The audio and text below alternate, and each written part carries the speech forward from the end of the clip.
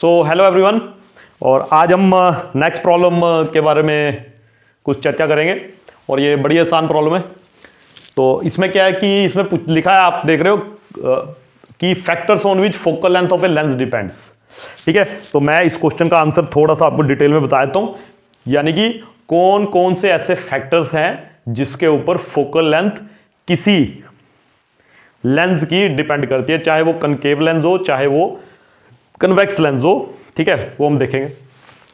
ठीक, आप देखिए ध्यान से। एक चीज है जो मैं डायरेक्ट लिखूंगा, लेकिन वहां से आपको ज्यादा बढ़िया समझ आएगा। मान लीजिए कि ये एक लेंस है, ये एक लेंस है ना। तो आपको पता है इस लेंस को, ये एक प्रिंसिपल एक्सिस होता है ना। लेंस किसी ना किसी मटेरियल का तो बना ही होगा, और जिस मटेरियल का लेंस बना हुआ है, मान लीजिए कि उसको मैंने बोला उसका जो रिफ्रैक्टिव इंडेक्स है उसको बोल दिया मैंने N2, और जो बाहर मीडियम है उसका रिफ्रैक्टिव इंडेक्स N1 मैंने मान लिया। बाहर इधर भी एयर भी हो सकती है, पानी भी हो सकता है, कोई भी मीडियम हो सकता है। ठीक है, अब एक बात आप देखना कि यहां से अगर देखा जाए तो ये वाला जो सरफेस है ये किसी बड़े सफेयर का पार्ट है, और ये वाला सरफेस भी किसी बड़े सफेयर का पार्ट है ना। आपने centre of curvature, radius of curvature तो सुना है। तो इसका यहां से इस सरफेस का एक रेडियस ऑफ कर्वेचर होगा यहां पे। ठीक है, यहां से यहां तक का डिस्टेंस उसको मैंने लिख दिया, मान लो ये फर्स्ट सरफेस है, R1 लिख दिया। ऐसे इस सरफेस का भी कोई रेडियस ऑफ कर्वेचर होगा जिस बड़े सफेयर का ये पार्ट है। तो इधर से देखोगे तो मान लीजिए वो यहां आता है, इसको मैं C1 लिख देता हूं, इसको C2 लिख देता हूं, तो ये डिस्टेंस आ गया R2। पहले बता दूं, कोई जरूरी नहीं है कि ये दोनों डिस्टेंस बराबर हो, लेकिन आमतौर पे बाई कन्वेक्स लेंस या इक्वी कन्वेक्स लेंस ही हम यूज करते हैं, वहां पे बराबर होता है, पर ऐसा जरूरी नहीं है। ठीक है, और इसकी कुछ फोकल लेंथ भी होगी। हम ये जानना चाहते हैं कि इसकी फोकल लेंथ किन किन चीजों पे डिपेंड करती है। तो अगर आप मतलब अब जो लोग बच्चे साइंस रखेंगे आगे, चलो उनको तो चलो पढ़ेंगे ही वो, पर मैं आगे का ना एक फॉर्मूला बताता हूं। एक फॉर्मूला होता है, उसको कहते हैं लेंस मेकर फॉर्मूला। क्या कहते हैं? Lens makers formula. बड़ा जबरदस्त फॉर्मूला। लेंस मेकर लिखा तो इसमें मेकर वाला काम ही है। ठीक है, पर वो कभी वो डिस्कस करेंगे। ठीक है, वो फॉर्मूला क्या होता है? वो फॉर्मूला ये होता है 1/f is equal to N21 - 1 और ब्रैकेट में 1/R1 - 1/R2। ये फॉर्मूला होता है। ये क्या है? फोकल लेंथ है। ये क्या है? Refractive index of second medium with respect to first. ये radius of curvature of first surface, ये radius of curvature of second surface. अब देखो ध्यान से, इसको मैं कैसे थोड़ा सा ट्रांसफॉर्म करके लिखता हूं। इसको मैं लिख सकता हूं 1 focal length is equal to, यह रिफ्रैक्टिव इंडेक्स N21। N21 को क्या लिख सकते हैं आप? N21 को लिख सकते हो N2/N1, यानी refractive index of second medium with respect to first is equal to absolute refractive index of second medium divide by absolute refractive index of first medium. ठीक है, ठीक। तो इसको मैं क्या लिख सकता हूं? इसको लिख सकता हूं मैं N2/N1 - 1 और 1/R1 - 1/R2। अच्छा जी, अब यहां से बहुत डायरेक्ट हमारे को दिख गया कि यहां से फोकल लेंथ किस किस चीज में 1 फोकल लेंथ है, याद रखना ये। तो फोकल लेंथ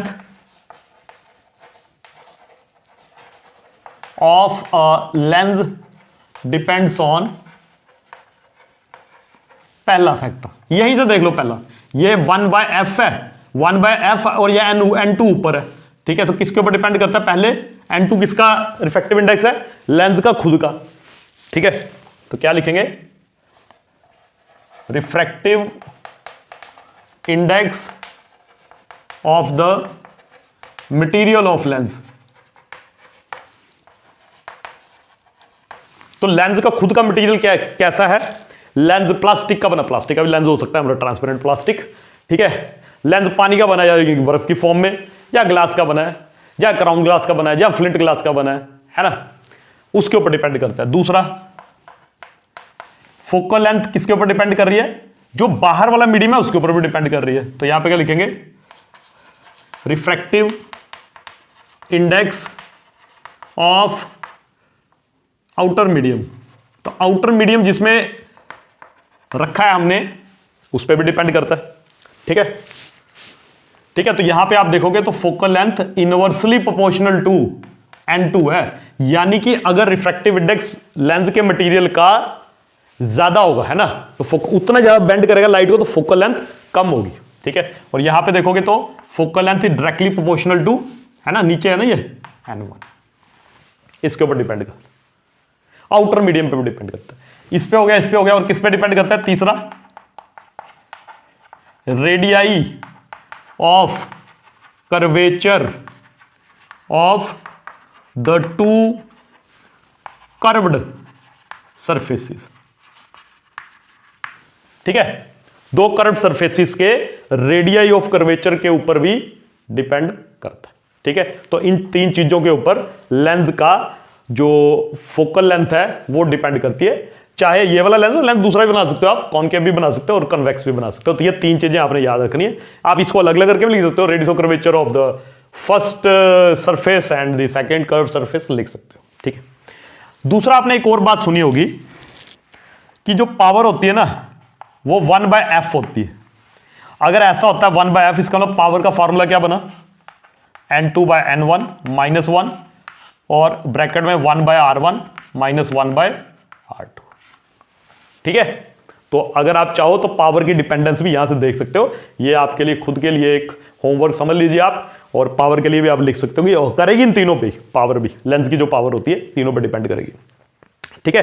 तो ये इक्वेशन को आपने याद नहीं करना है, ना ही रट्टा मारना है, कुछ आपके काम की नहीं है। बस मैं आपको ये समझाना चाहता था किन किन फैक्टर्स पे डिपेंड करती है, इसलिए मैंने आपको ये लेंस मेकर फॉर्मूला बताया। 12th क्लास में लेंस मेकर फॉर्मूला दोबारा आता है डिटेल में, तब आप पढ़िएगा। अभी आपको बस डिपेंडेंस ये याद रखना है। ठीक है। तो पढ़ते रहिए और कमेंट जरूर जरूर करिए कि आपको समझ आया, नहीं आया, या फिर कुछ मेरे से गलती हो सकती है, बोर्ड पे बहुत बार होती है, वो आप बताइए जरूर। बाय।